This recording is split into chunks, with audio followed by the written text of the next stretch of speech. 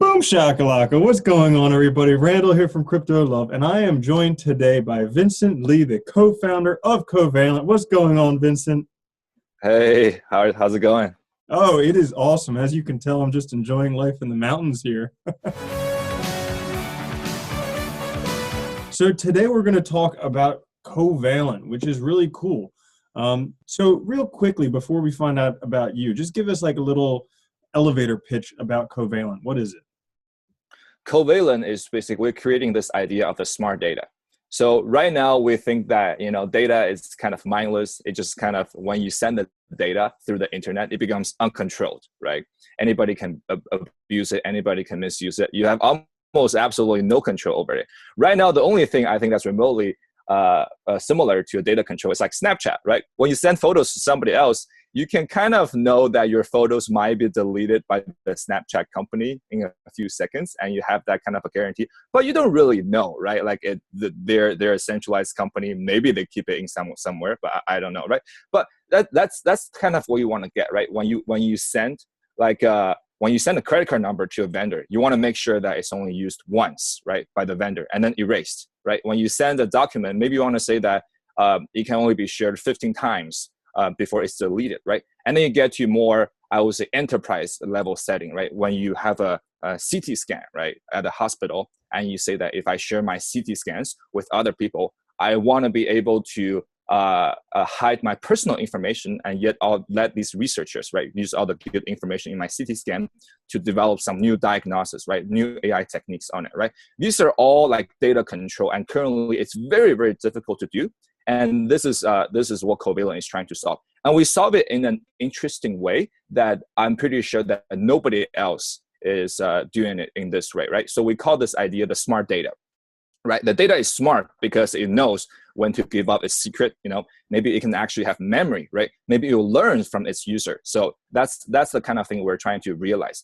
And the form that it's taking is going to be a new protocol to the existing internet protocol suite, right? So it's like when you have this, HTTPS, and then you put in your your page, right? HTTPS, maybe www.youtube.com, right? But what we're doing is we're doing a COVA, and then we do, www .youtube.com, right? So the idea is that when you use our internet suite, it's the existing internet suite is when you send data from point A to point B, right? The internet only makes sure that your data gets transported and gets received, right, in its complete form. So what we're doing is that not only do we allow you to receive your data in its complete form, we also allow the sender to control what happens to the data afterwards. So it's kind of an entirely new protocol, on top of the existing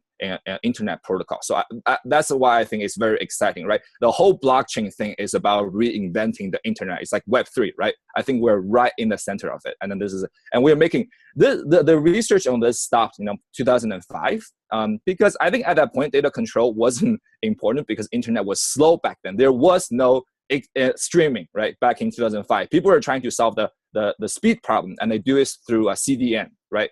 But we picked it up, we picked up the research from 2005, 13 years later, and then we're continuing in the string so that we have a new sort of CDN type thing where we have a bunch of decentralized servers, and in aggregate, what they allow you to do is to have this new data control protocol on top of it. Mm. It sounds really great. Is this going to be separate from the existing internet that we know it, or is it going to be linked with that internet somehow? It's going to be an appendix, I would say, right? So the current internet, you can still use your HTTP, your HTTPS, right? And however you stream your photos, right? And then the file transfer protocol, the old one, right? It's called the FTP, right? All these things. We're new four-letter word, right? Basically COVA, right? As a new protocol. You can choose to, the internet can stay as is, but if you really think that you want data control when you send something, you can start using this thing called COVA. And when you use us, what you can do is that we call this smart data. The reason is that you can actually specify a policy, like a term of usage policy associated with your data. And this is not just a term of usage that you sign when you log into some website, you click I agree, right? That's not, because that thing, there's no way that you can know whether it's enforced, right? Unless, once it's violated, maybe there's you enforce it by like legal means, right? So what we do is that when you attach a policy to the data that you send, we'll make sure that it's automatically enforced. Like there's no way to break it, and that it's very difficult, and we're making it happen. So I think that a very close analogy is like with Ethereum, right? The normal contract that you sign can only be enforced when it's broken and it's brought to court, right? A smart contract is a contract that you sign, and then it's automatically enforced. Same with what we do with data, right? A data policy is something that you sign maybe with like some big telecom communication companies, but you can't enforce it unless it's broken. There's a mass suit action, and then you bring it to court, right? But a smart policy, as we call it, is basically analogous to a smart contract in the sense that once you sign this data usage policy, we can machine enforce it. We can make sure that it will never be broken. That's pretty cool. So where are you guys in development? So we're actually pretty further out. So I think that at this point, the blockchain space is all about talents, right? I think a year ago, it's like anybody has a great idea. They can get a couple of engineers together. They can make a good project. And because the market has been very good, in the past, in end of 2017, beginning of 2018, it attracted a lot of people from Facebook, Google, Snapchat, all these like top companies in Silicon Valley, top companies in China, top company in Korea, right? Top talents from all three countries. They're joining the crypto space, and that's really exciting. I think we're on this way. Like we're attracted some of the best coders in the world. I think on our engineering team, we currently have a 10-person engineering team. And they're either a Purge hacker who made like a compiler since like when they were 11, and they went to Berkeley. They felt it was too boring, and then they dropped out. Right? I went to Harvard, right? So I studied CS. I got a couple of Harvard friends, who competed in like international math Olympiads. So they're like super good with all the algorithms. And we have 4 people who competed on the what they call like ACM or IOI, like international coding competition, and they're like, on top coder, they rank like top 100 in the world. Like we get things like that into this crypto wave, and I think that's extremely exciting. And these people didn't really come for the money, so to speak, right? They could get a job at Google for a large sum. I don't know how much they pay nowadays, but huge, right? But yeah. I think that we're able to attract them because of this idea, because they wanted to work on something that could be the next Google, that could be the next internet, and I think that this is an idea that really excites them. So we're able to get 10 really, really elite people together. And we were able to push the private testnet. Last week, we released the private testnet. We also open sourced a lot of core repos that were never seen even in the academia. So it's actually a breakthrough in both engineering and in theory. We were able to release it last week. And this is before we even are launching an ICO or exchange listing. I think at this pace, we're probably going to be able to launch, the public testnet even before, any of the public sale or exchange listing. So it's going very, very fast, and it's going very, very well. And everything is becoming very open source, at this stage. And then I think we're getting a lot of part-time contributors abroad from different countries, and that's very, very exciting. And that's the point of the open source project. That's awesome. Yeah, I saw your team was full of a bunch of award-winning computer programmers, and I was very jealous because ever since the first time I saw the movie Hackers, I always wanted to be a hacker. I thought it would be the coolest thing on earth, but never got around to it. But so yeah. You said you have a private testnet already up and functioning. What can you do on the private testnet? Yeah, so on the private testnet, you can actually test one of the major use cases. So the private testnet basically. If you're a data owner, you can upload the data and say that, okay, the example on the private testnet I gave is medical data. So you can upload your medical data and say that, okay, this data can only be processed by some machine learning algorithms to learn from it, but you can actually see, the data by human eye. So you can upload that data, and that's your data owner part. On the data consumer part, we actually allow you to write a somewhat custom Python script. So it's already shaping up like a real language. So you can write your Python thread saying that, okay, this is a data analytics task we want to do on it. And our system will make sure that only analytics can be done. And if you try to do things like export data or copy data to my hard drive, we'll actually forbid it. And there's almost no way you can break it. So anybody can try. So we're actually just open it up to like the world's hackers and see if they can find a way. And then if they do find a way, it's like the bounty program, right? Okay, tell us how you did it. Let's make it better, right? Let's make it better, make it safer for everybody. Awesome. Yeah, it sounds like all you have to do nowadays is call it unhackable, and then people will find a way. But that's good because you figure it out now. Yeah, I try to refrain from that word in the middle of the sentence. Like, okay, let's not do that. I know the hackers are, they will. Yeah. Nothing is unhackable. Yeah, exactly. Yeah, so I'm trying to think about how I would use this or someone else would use this in a day-to-day type of thing. So let's say I'm on a website and I'm filling out a form to purchase like an airline ticket somewhere. Would I be able to use the COVA protocol in order to then say this can be used once and then my information will be deleted? Yeah, you can definitely do that. So the most sensitive information that people usually share on the website is, the financial information, right? Their credit card number, right? Mm-hmm. And then also, for example, your passport number, right? Your spouses, right? Or your kids, right? All these affiliation information, these are very sensitive. Also, if you had any medical condition that you wanted to review, right? All these, and also just your itinerary, right? That you don't want other people to know like where you're going and all that. We can do a lot of things.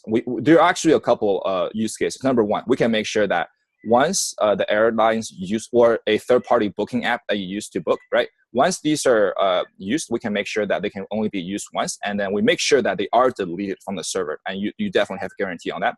We can do even something cooler. We can say that, okay, you can know my itinerary, and then maybe you can use it to help me plan a smarter trip, right? Maybe you can combine my age, my budget with my itinerary, and then you can make suggestions to me where to go at these places.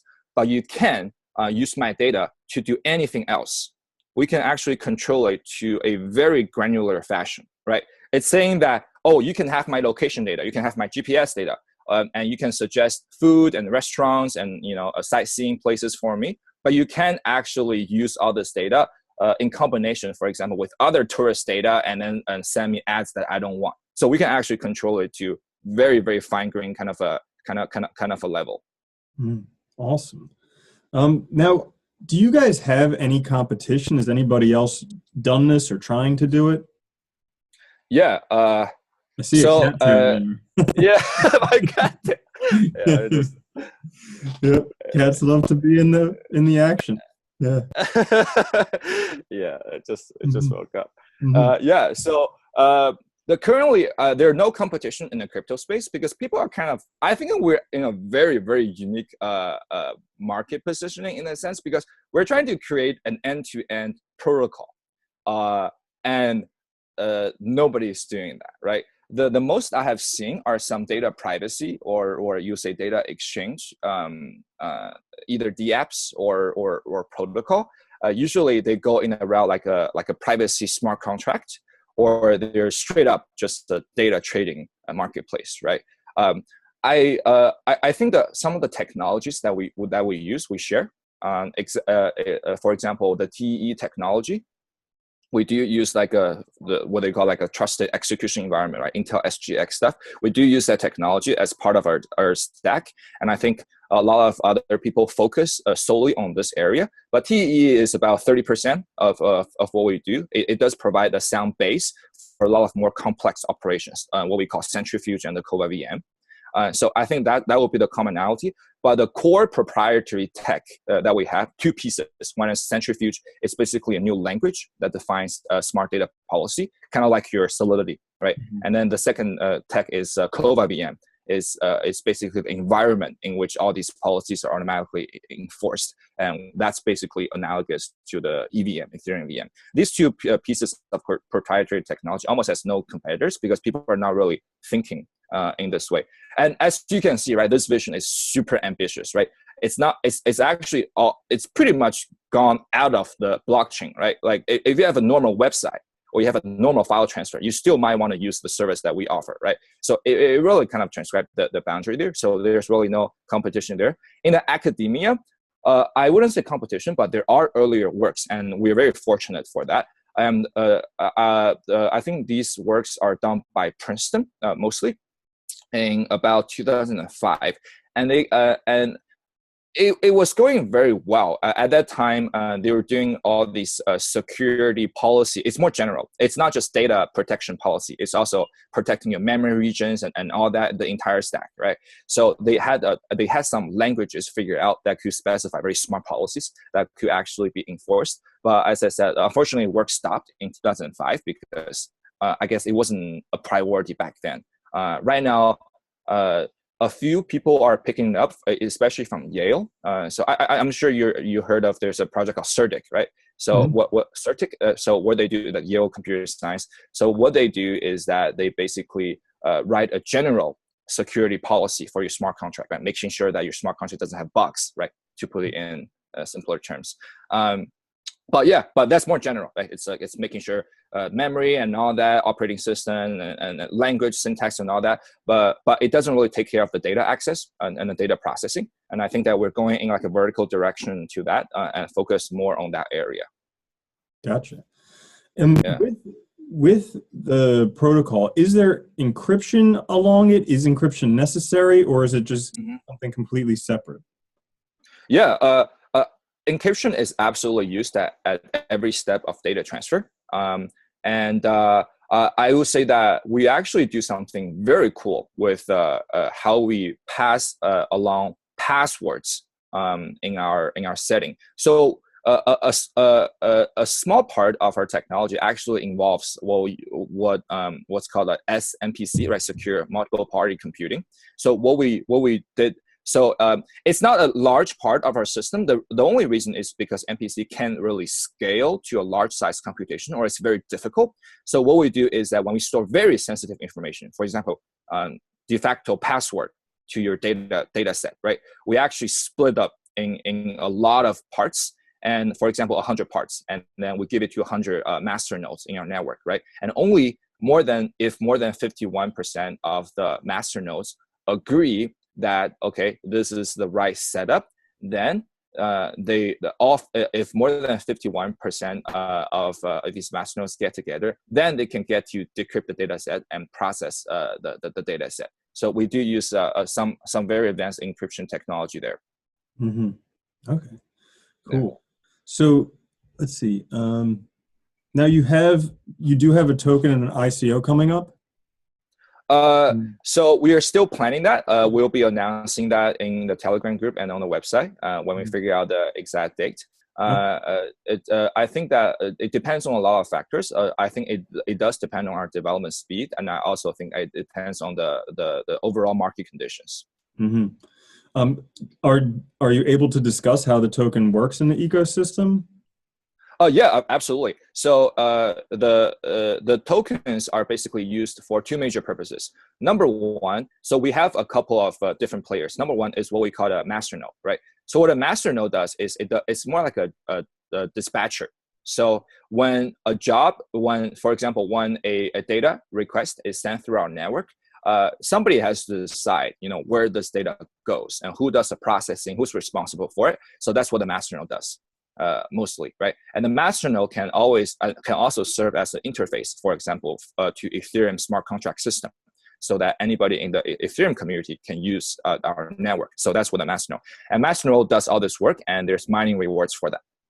And also, the master node posts a deposit, so that if it doesn't do its job, if its power goes out, it forfeits its deposit. Right, so that's a master node, and we have what we call the slave node, which can be conceived as a compute node, right? So a lot of heavy lifting. Like sometimes, for example, when you want to do a statistic, then there's a lot of computation computation that needs to happen in the network, and that's what a slave computational node needs to do, and it gets mining rewards for the computation that it does. So this is almost the ideal of useful mining. So we actually made it happen here. So you're not just using electricity to compute some hashes. So you're actually using your computational mining power to do very useful work. Slave nodes. And the last piece is the data owners. So because we don't control the data storage, so we do allow decentralized local storage, but we need a way to make sure that all the data owners are actually, the data are actually available during the transaction. So we do ask the data owners to post a small deposit into a smart contract, so that in the process of processing, if data suddenly becomes unavailable, then they have to forfeit the deposit. So these are the major uses, and there are a lot of other incentives more for security, because as I said, right, internet security and privacy is really a spectrum. There's no absolute security. Almost, it's very, very, very difficult.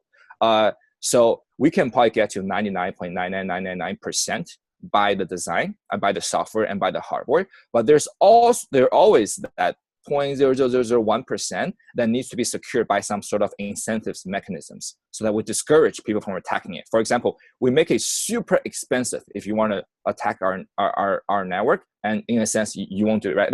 It's kind of how Bitcoin does with its consensus algorithm. It's just that we do it for some other parts of the systems. Okay, gotcha. Yeah. So am I correct then in understanding that it would cost money to use the covalent protocol to kind of secure my data? It would actually cost money? Okay. Yeah.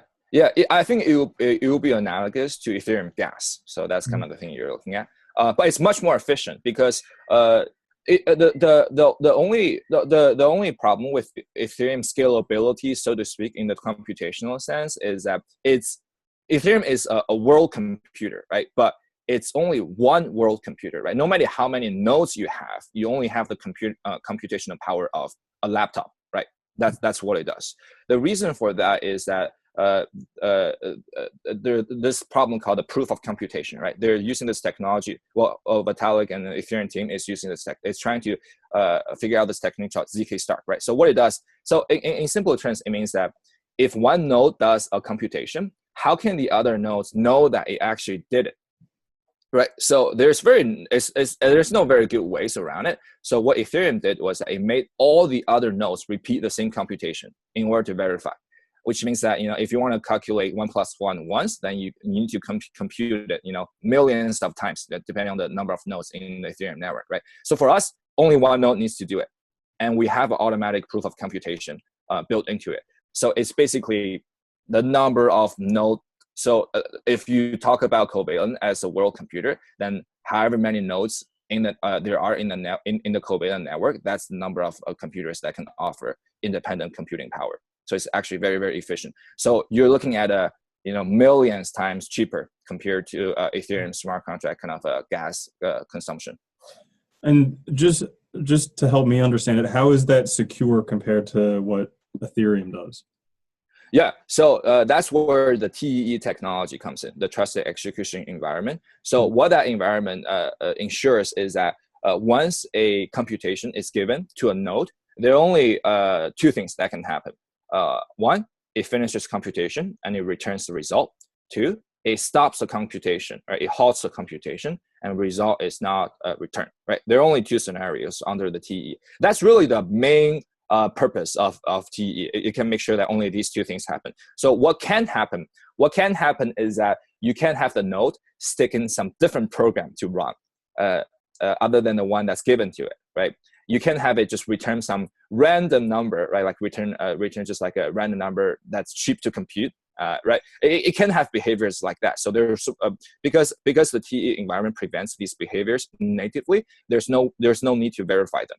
Or as the proof of computation is basically for free in the TEE setup. Awesome. Yeah. So what have you guys got upcoming? So we are basically doing development in the fastest speed that we could possibly do. We actually, most of the engineers living in a hacker house, so we're just working eating together. So that's that. So basically, Is it anything we're going like to be the releasing show Silicon Valley? Yeah, it's actually yeah. Since you're doing the blockchain season, it's actually quite interesting. Also, kind of like the Facebook movie. It's like everybody living like this condo and just like coding upstairs and I was like coding downstairs and sleeping upstairs. That's kind of the setup. So it's actually quite interesting. So we'll probably be releasing like the public testnet fairly soon. And also, we're going to be building a lot of community events. We're going to have offline meetups. We're going to have a lot of online AMA, in the US, Korea, and China. And as soon as the market picks up and people's interests are back, we're definitely going to do more events and definitely good to pay attention. And we'll be explaining a lot. You get to meet the team, right? You get to see who's actually doing this. You get to hear me talk about it in different ways, more technical, less technical. I think definitely great to see. And we are definitely planning for an ICO. We're definitely planning for exchange listing. And as soon as the pace is correct, we definitely are intending to do those things as soon as possible. Awesome. Well, was there anything else that you wanted to cover in this interview? Anything that I skipped over? I think you got me talking a lot. I think you got me cover a lot of ground. Yeah, thank you. Yeah. I mean, it sounds very cool. It could potentially revolutionize the internet, right? Yeah, definitely. I think that at the very least, it will be a very useful appendix to the internet. And at best, maybe you'll start using COVA instead of HTTPS or FTP sometime soon. And that will be very, very exciting. Awesome. Well, Vincent, I got to say thank you so much. It was a pleasure to have you on. Thank you so much. Thank you so much for interviewing me. Cool. Peace. All right. Peace.